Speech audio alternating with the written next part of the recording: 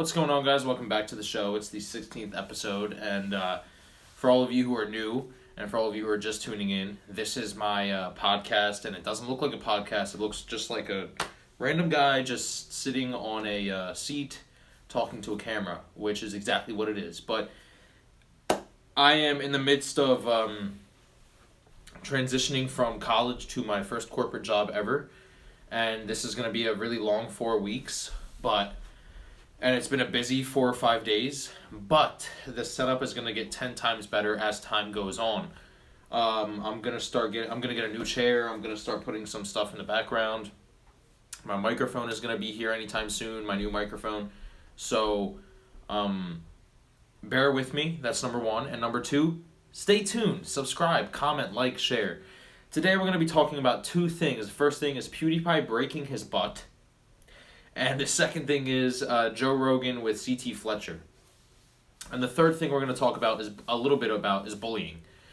So let's first talk about Pewdiepie and his hilarious story about how he broke his butt because he would go sailing with his friends, and then he went sailing one time and tried to take a seat while they were sailing and all the waves and stuff, and he fell down, lost grip because his friend completely left him, and just slammed his butt down on the boat and ultimately broke, and ultimately there was a crack in his tailbone. So that's so funny to me how he actually broke his butt. I think that's hilarious personally. The story of this, the fun part about telling stories is that it's something that you've never experienced before, and it's something that you've never done before. So hearing it from another person and having that kind of a reaction is always great. Stories are something that are kind of like visually entertaining in your own mind. So you have this kind of entertaining story that you've never heard of in your life that you can visually imagine. It's just crazy to me. Stories are always a great, cool, fun thing. I love stories. And I love when huge YouTubers just kind of sit down in front of a camera and just tell stories. I think that Rhett and Link used to do that a lot. They used to do so many story times, and I loved it, personally. The second topic is Joe Rogan and Fletcher. Fletcher had so many complications with his heart, dude. It was absolutely insane. I mean, this guy literally had so many heart attacks, so many open heart surgeries for like the last 30 years.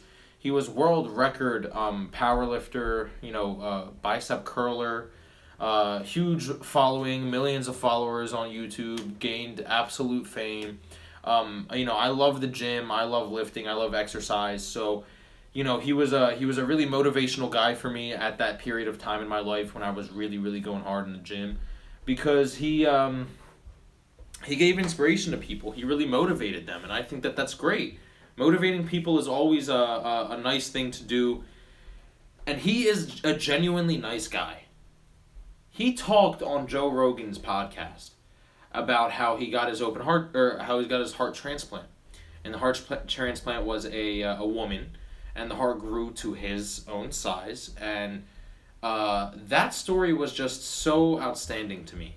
Medicine and the way they did the procedure was so outstanding to me. He genuinely did have the privilege to get a heart that quickly due to his status as a influential, famous kind of guy. So he had an advantage over others in getting a heart that quickly. But with that being said, the surgery went great, and just hearing him talk about that on the Joe Rogan podcast, hearing him talk about how he went through all of that hectic chaos. I mean, there's just nothing that I could say except for the fact that is remarkable. It's remarkable, and it's just inspiring how he just kept getting up. He never quit. I mean, that's something that a lot of people will do in that case. I mean, just to see him not quit is just so motivational. I don't know how to explain it. The human body, the way that they can just take in a new heart, and it can really get used to it, and it can grow the heart into the size that whatever part that you are. So he said the woman's heart grew into his body. It was small, and it grew into his body in a matter of a year. Now he's up and walking and talking, and he said he has about 20 to 30 more years of life average. That's remarkable. This man just went to almost dying, flatlining 3 times, to now living an extra 30 years with a healthy heart.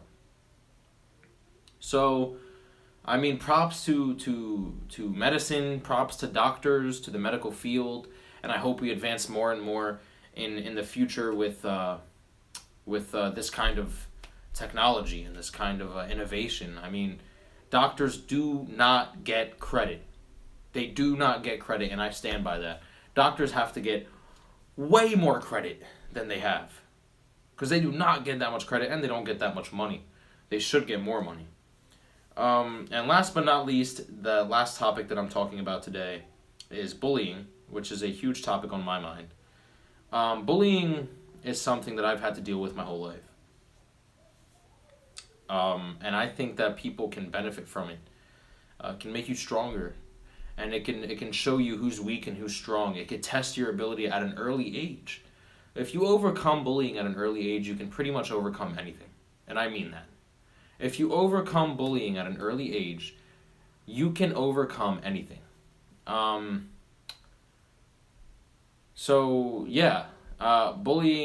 is something that a lot of people tend to think is a bad thing. You don't fit in, you hate yourself, you think that you're the problem. But at the end of the day, if you get bullied, don't ever let them define you. Bullies usually hate their lives. Usually, most of the time, bullies hate their lives. Like 80% of the bullies out there despise their own lives, so they take it out on you to make you feel horrible about your own self. So now you feel bad about yourself, and they feel good about themselves because they made you feel that way. Usually it stems from your home, especially if you're young. If you're like 5 years old and your bully is bullying you, then it's 100% from home. This guy is getting bullied at home and he's taking it out on you. And you just have to push through. And you always, always, always have to have somebody to talk to. If you're getting bullied as a young kid, tell them exactly what's A, what the bullies are saying, and B, what's going through your mind after you get bullied. Because when you're getting bullied, your thoughts are irrational. Am I the problem? Are they the problem? Am I doing something wrong? Should I feel bad about my own self? Your mind just starts going everywhere, and you don't think rationally when you get bullied. So talking about it with somebody will make you feel a lot better, because they're just a third-party outsider that they can actually give you a lot of advice on.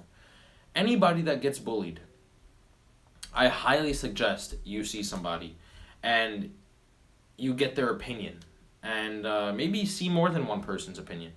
You don't have to talk back to the bullies. You don't have to fight the bullies. Just don't let them get to your head, because you can fight them. You can beat them up and you can win the fight. But when you leave the fight, are they still in your head or not? And if they're not in your head, you succeeded. That's the ultimate success, when a bully is not in your head and you're succeeding in life. But if you fight them and they're still in your head, you failed. You failed. You have to continue to be your own self, and you can't let bullies get to you no matter what it may be. You can't. So that's the topics today, guys. Those are the 3 topics. Like I just said earlier in the video, I guarantee you this is going to be better footage and better quality. I promise you. I just have to wait for a few things. I have to get some new equipment, and I guarantee you it'll be better. So stick around, tune in, and don't forget to like, comment, share, and subscribe, and I'll see you guys tomorrow. Bye.